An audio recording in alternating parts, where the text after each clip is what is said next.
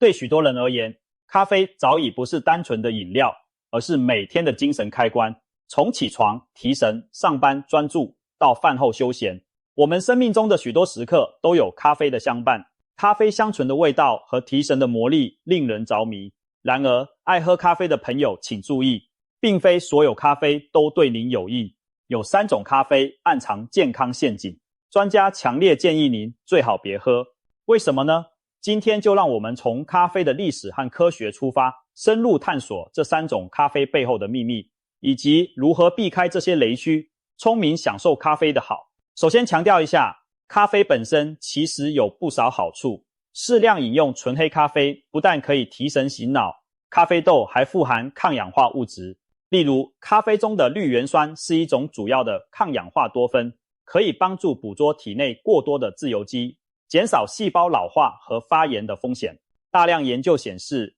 每天喝2到3杯用滤纸过滤的咖啡，与降低心血管疾病风险以及总死亡率下降有关。也就是说，对大多数成人而言，适度喝咖啡是健康饮食的一部分。咖啡可以是我们的朋友。研究也发现，咖啡中含有少量维生素 B2、B3 以及钾、镁等矿物质，还富含多种酚类化合物，具备抗氧化、抗发炎等特性。适度饮用咖啡甚至与较低的第2型糖尿病、帕金森氏症风险相关。可以说，对许多人来说，咖啡仿佛是一种天然的健康饮品。然而，凡事都怕一个，但是如果喝咖啡的方法不对，选择了不该喝的类型，那么咖啡的优点可能瞬间变成缺点。接下来我们就要揭开3种不建议饮用的咖啡真相，每一种都可能颠覆您对咖啡的想象。第一种我们不推荐的咖啡，就是便利又常见的即溶3合1咖啡。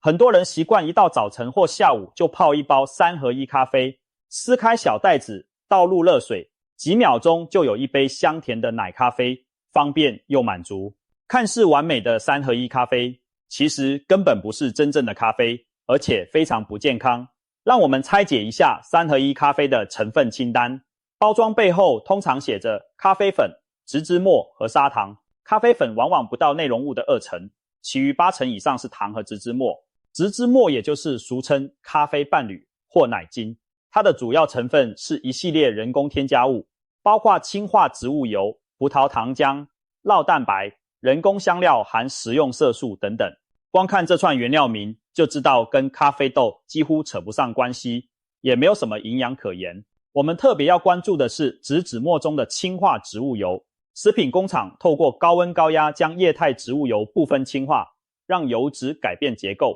变成室温下呈固态的形态。这样做可以延长保存期限，降低成本，所以氢化油被广泛用作奶精的主要原料。然而，在氢化过程中，油脂分子产生了大量反式脂肪酸。反式脂肪是一种公认为对健康极为不利的脂肪，它会提升血液中的坏胆固醇，降低好胆固醇，长期摄取将显著增加心血管疾病风险。同时，反式脂肪还容易造成脂肪囤积与肥胖，对人体细胞也有诸多不良影响。科学家甚至指出，反式脂肪可能诱导基因表达，增加某些癌症的风险。而且专家强调，没有安全剂量这回事，任何微量的反式脂肪酸进入体内都会造成负担。听起来是不是很可怕？一包小小的3合1咖啡粉居然暗藏这么多健康隐患。事实上，市面上几乎所有3合1甚至2合1无糖即溶咖啡都含有氢化植物油奶精，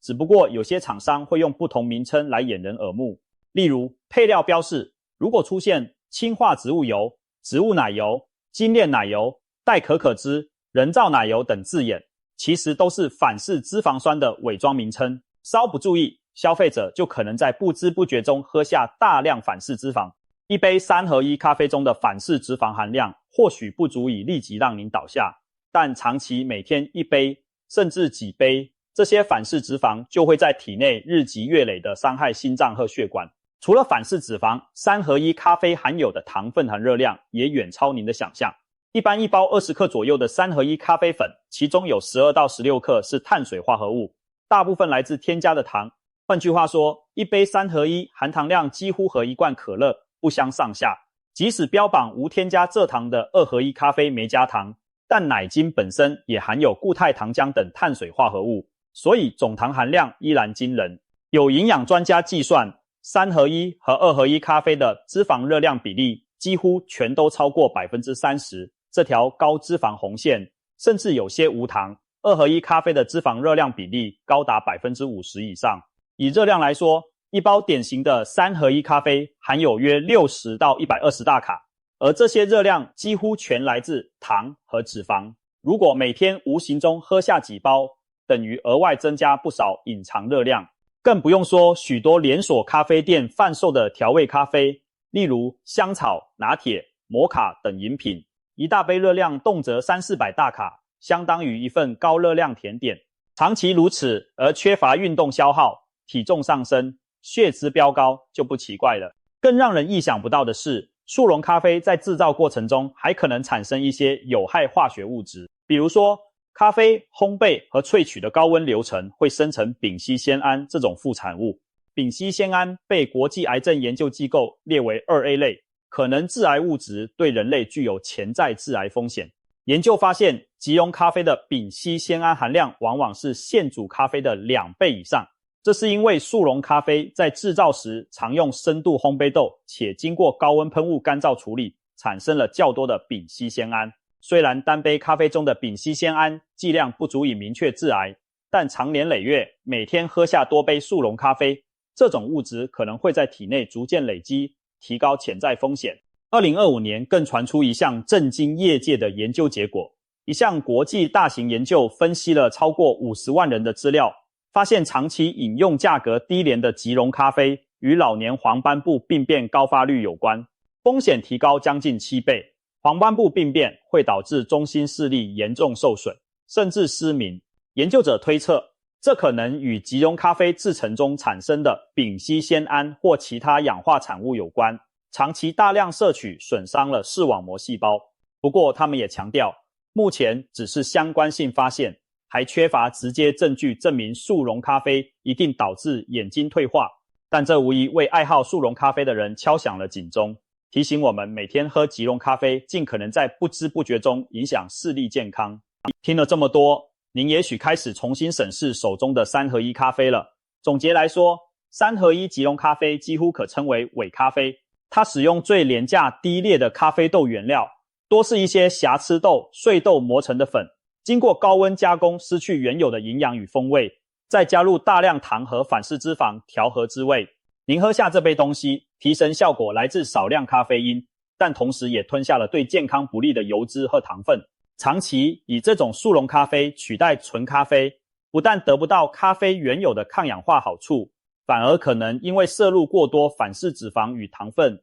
引发肥胖、高血脂、高血糖等一系列问题。难怪有医生直言，3合1咖啡就是垃圾食品，奉劝咖啡爱好者能不喝就不喝。如果您需要在办公室或旅途中快速提神，建议携带滤挂式咖啡包或自己冲泡研磨好的咖啡粉，至少那是真正的咖啡，没有多余的有害添加物。当然，自己冲泡略嫌麻烦，但为了健康着想，这点小麻烦非常值得。而且记得选用品质新鲜、有保障的咖啡豆或粉来冲泡，并妥善保存，避免受潮发霉。因为即便是真咖啡，若豆子发霉产生的黄曲霉毒素或者曲毒素这类毒素，喝下去一样伤肝肾。与其贪图方便却充满问题，不如花几分钟冲一杯纯正的咖啡，享受真正的香醇，同时给自己的身体一份安心。揭露完3合1咖啡的真相后，我们再来看看第二种建议您不要喝的咖啡，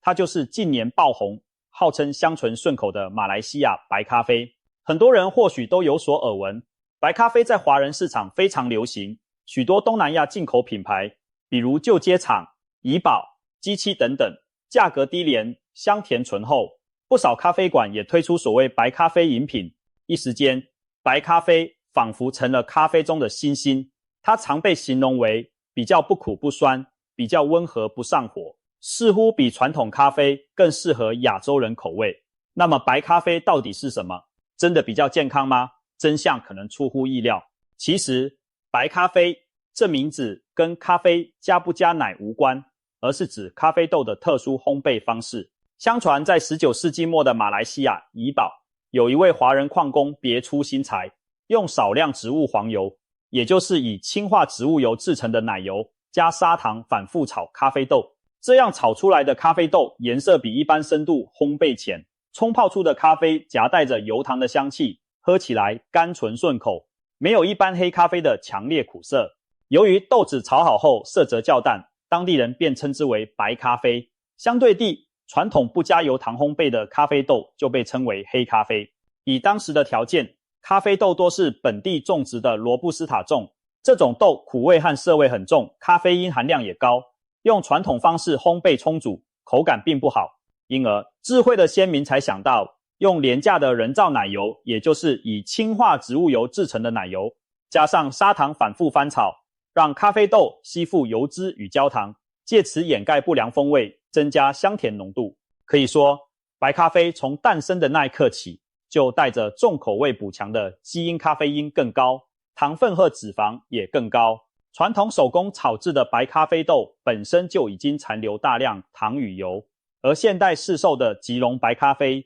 在这基础上更是变本加厉。为了营造比普通速溶更顺口浓郁的特色，厂商往往额外添加更多植脂末和糖进去。也就是说，一包白咖啡的成分和前面提到的3合1如出一辙，只不过咖啡粉比例可能更低，糖和奶精含量更高。许多消费者误以为白咖啡是一种特殊方法处理的咖啡豆所煮出的纯咖啡，事实上它几乎都是即溶粉末，原料和工艺跟3合1差不多，只是刻意让它更甜、更香、更浓罢了。比方说，某品牌标榜简酸顺口的怡宝白咖啡，配料表前几项写的不是别的，正是植脂末和砂糖，最后才是少量咖啡粉。换句话说，货真价实的咖啡只占很小一部分，还有些打着无糖白咖啡旗号的产品，其实只是2合1配方，奶精加咖啡粉来调味，为了模仿白咖啡的甜香，也调配了高脂高热量的配方。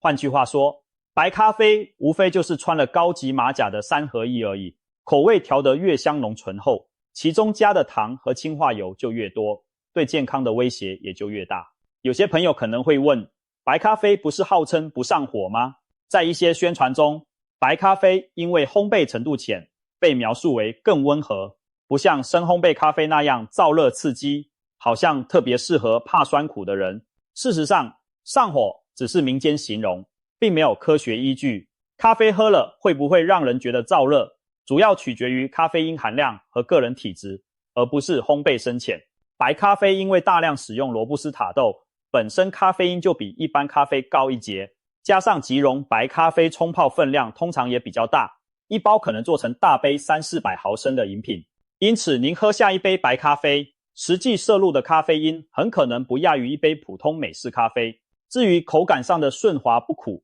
那完全是添加的糖和奶精在起作用，让味蕾觉得刺激性没那么强，但这不等于白咖啡对胃和神经的刺激就小。咖啡因的影响摆在那里，不会因为加了糖油就消失，反而糖分快速吸收可能导致血糖波动，油脂增加消化负担，这些都让身体更累。所以所谓白咖啡不上火，很大程度上只是个宣传噱头，真正细究成分，您就会发现它其实比一般咖啡让身体更劳累。总而言之，白咖啡和3合1咖啡堪称一对难兄难弟，两者的本质都是低品质咖啡粉掉入大量糖和氢化植物油。经常喝白咖啡等于经常摄入高量的反式脂肪与糖分，不仅伤心血管，易发胖，咖啡因摄取过多还可能引发心悸、睡眠问题等。因此，白咖啡绝不是什么健康替代品，反而是更甜更危险的伪装者。如果您真的爱喝咖啡又怕酸苦，那大可以自己在黑咖啡里添加一点纯牛奶或少量天然蔗糖来调味，既享受到柔和口感，又避免了氢化奶精。千万别被市面上那些香浓纯正的广告词蒙骗了眼睛。白咖啡比起一般咖啡，不但不纯正，而且更不健康。为了长远的健康着想，这第二种咖啡，我们建议您能不碰就不碰。说完了各种添加型咖啡的雷区，最后我们来讨论第3种最好别常喝的咖啡，也就是未经过滤的浓烈咖啡。尤其那种又烫又急着喝下肚的咖啡，许多咖啡爱好者喜欢自己冲煮黑咖啡，追求原始而浓郁的风味。例如用法式滤压壶直接将咖啡粉浸泡后压滤，或用摩卡壶煮意式浓缩，再或者采用土耳其、越南的传统煮法等等。这些方法有一个共通点，就是没用滤纸。咖啡煮好直接倒出来，杯中可能还悬浮着细微的咖啡粉渣，看似保留了咖啡的全部营养。很多人以为不经滤纸的咖啡风味浓厚，更贴近原味，理所当然应该更好。然而科学研究却提出了不同的警告，长期喝未过滤的咖啡可能对心血管健康不利。早在20世纪60年代，医学界就注意到有些不加奶不加糖的黑咖啡居然让饮用者的血胆固醇升高。后来深入研究，发现元凶正是咖啡油脂中的双萜类化合物，主要包括咖啡醇和咖啡豆醇，它们天然存在于咖啡豆的油脂中。平时如果我们用纸滤冲泡，这些油脂成分大部分会被滤纸拦截，进不到杯子里。但使用金属滤网或直接煮，例如法压壶、土耳其煮咖啡的方式，咖啡液里就含有较高浓度的咖啡醇和咖啡豆醇。实验证明，咖啡醇会抑制肝脏胆汁酸的合成，导致血液中的坏胆固醇水平上升，同时可能轻微降低好胆固醇。长期下来，这会提高动脉粥样硬化和心脏病的风险。如果每天喝大量未过滤咖啡，几周内就能测出血清 LDL 明显上升。有报道指出，每天饮用5杯未过滤咖啡，例如法压壶咖啡，连续2周，血液中坏胆固醇浓度上升了约 8% 之多。这还只是短期影响，若长年累月都这样喝，可想而知对心血管的累积负荷。就在不久前，2020年瑞典的一项大型研究给出了更直接的数据。研究追踪了超过50万名咖啡爱好者长达20年，结果发现偏好未过滤咖啡的人，心血管相关的死亡风险明显高于喝过滤咖啡的人。其中男性如果长期喝未过滤咖啡，因心脏病、中风等原因死亡的概率比不喝咖啡的男性高出约 11%， 女性则高出约 7%。 相反地，爱喝过滤咖啡的人死亡风险反而比不喝咖啡的人低了约 15%。 这代表什么？代表滤纸这小小一张薄片，竟是咖啡由有害转为有益的关键开关。未过滤咖啡因为咖啡醇的存在可能对心脏不利，而经滤纸过滤的咖啡不仅去除了油脂中的不良成分，还保留了咖啡有益的抗氧化物质和微量营养素，因而展现出保护健康的效果。这项研究在发表时曾震惊不少人，也改变了许多人的冲煮习惯。那么意式浓缩咖啡呢？它在高压萃取过程中同样没有滤纸，也会萃出咖啡豆中的油脂。浓缩咖啡液体积虽小，但由于每毫升含有的咖啡醇、咖啡豆醇浓度相当高，所以如果大量饮用浓缩咖啡，其实也会摄入不少双萜类物质。营养专家建议每天摄取1到2份浓缩咖啡是比较安全的上限，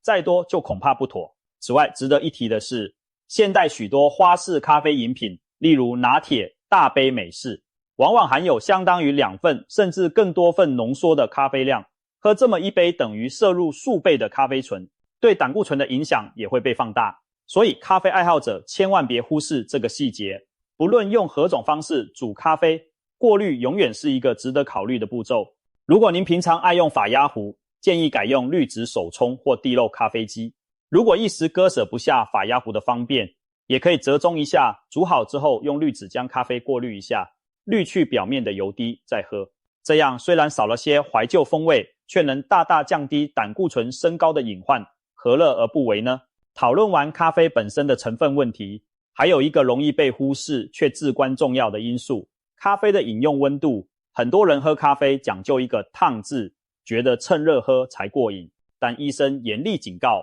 过烫的咖啡千万别喝。世界卫生组织的国际癌症研究机构在2016年宣布，先前认为咖啡可能致癌的证据不足，实际上单纯喝咖啡并不会提高癌症风险。相反地，一些研究还发现喝咖啡与降低肝癌、子宫内膜癌的风险相关。换言之，咖啡本身是无罪的，甚至有益健康。然而 WHO 专家同时发出重要警告，指出过烫的饮品会灼伤食道黏膜，提高癌症风险。这是人类首次确认饮料温度与癌症风险的关联。一时间，许多人恍然大悟，原来真正需要警惕的不是咖啡，而是我们喝咖啡时的温度。想想看，当您端起一杯刚煮好的滚烫咖啡，迫不及待喝下一大口时，那灼热的液体会烫伤口腔和食道的上皮细胞。虽然一次烫伤或许很快愈合，但长期习惯喝烫饮，黏膜细胞就会在破坏修复再破坏的反复过程中逐渐产生病变，久而久之大大增加食道癌的风险。有统计显示，习惯喝烫茶、烫咖啡的人，食道癌发病率明显高于一般人。如果再搭配抽烟等不良嗜好，那危险更是成倍数增长。一项涵盖20万人的调查发现，同时有抽烟又爱喝滚烫咖啡习惯的人，罹患食道癌的风险比不抽烟且不喝烫饮的人高出了4到5倍。这是一个相当惊人的数字，提醒我们绝对不可大意。其实喝咖啡并不需要烫这个元素来提味，稍微放温一点，反而更容易品出香气层次。所以下次当您冲好一杯热咖啡时，不妨耐心等上几分钟，让它晾到不那么烫再入口。这个小习惯可以大幅减少食道受到伤害的几率，用最简单的方法预防严重疾病。综合前面所述，我们点出了3种咖啡的地雷。第一种是充满反式脂肪与糖的速溶3合1，以及类似的2合1、即溶白咖啡等。第二种是披着迷人外衣其实更不健康的马来西亚白咖啡。第三种是不经滤纸的高油脂咖啡，以及烫得要命的饮用方式。也许有人会苦恼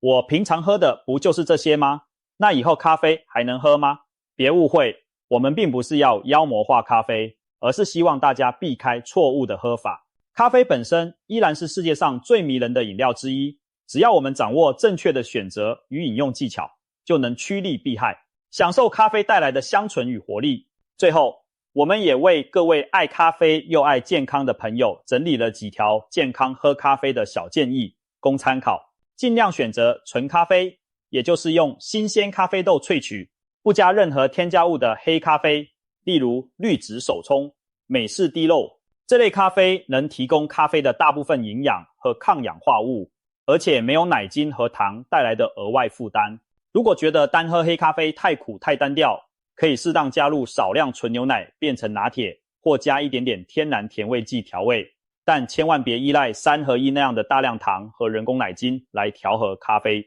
控制每日摄取量，再好的东西都要适可而止。健康成人一般建议每天咖啡因摄取不超过300毫克左右，相当于2到3杯约240毫升容量的咖啡。每人对咖啡因的耐受度不同，如果您容易紧张失眠，最好在白天适量饮用，下午或傍晚就减量或停止。孕妇、少年、心律不整等特殊族群更需严格控制摄取，必要时可选择低因或无咖啡因饮品替代，不要空腹狂灌，空着肚子喝浓咖啡。咖啡因和酸性物质会对胃黏膜造成较大刺激，也更快被吸收，引发不适。建议饭后再喝咖啡，或至少先吃点东西垫胃，这样可以减缓咖啡因吸收速度，也避免胃酸过度分泌造成胃部灼热不适。避免烫饮，细品慢饮。前面强调过，烫咖啡对食道的伤害不可小觑。泡好的咖啡不妨先放置几分钟，